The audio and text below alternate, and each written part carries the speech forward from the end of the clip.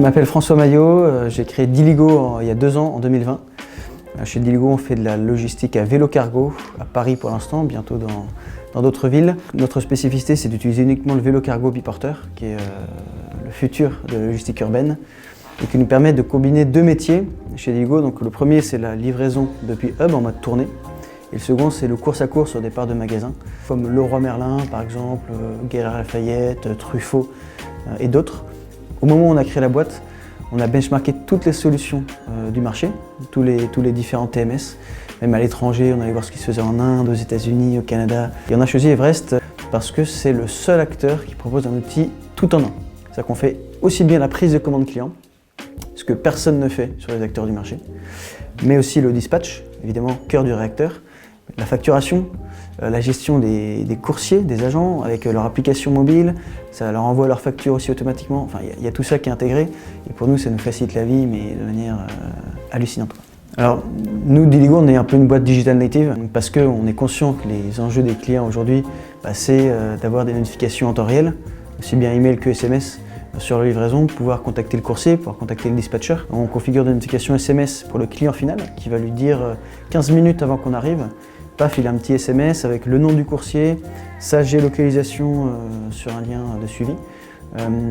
Et donc ça, c'est hyper sympa, quoi. Ça change la vie des clients.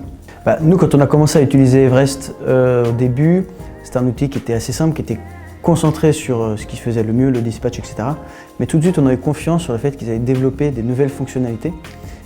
Parce que les gars qui ont créé Everest sont eux-mêmes des logisticiens de base. Ils avaient créé une autre boîte qui s'appelle Steady et qui connaissent très bien les enjeux de ça. Et effectivement, on n'a pas été déçus parce que tous les 3-4 mois, il y avait des innovations qui sortaient sur lesquelles on n'avait pas besoin de payer plus. Et ça aussi, c'est un gros avantage. Quand on développe notre propre outil, alors déjà, il faut payer des développeurs, il faut payer tout un tas de gens et en plus, c'est pas forcément évident parce que c'est pas notre métier.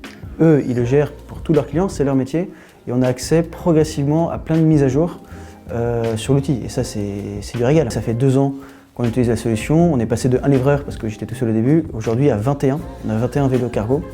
Et Everest est l'outil de travail numéro 1, à la fois de nos dispatchers, mais aussi de nos coursiers.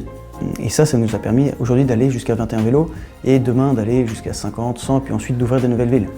À l'instant T où je te parle, on est dans tout Paris et les communes limitrophes. Mais dès début 2023, on va ouvrir une première nouvelle ville, avec Everest qui a en plus déjà développé cette fonctionnalité où on peut diviser les établissements entre différentes villes. Donc ça, c'est parfait en fait. On est ready to scale avec Everest et ça, nous, en tant que start-up de la logistique, c'est ce dont on a besoin.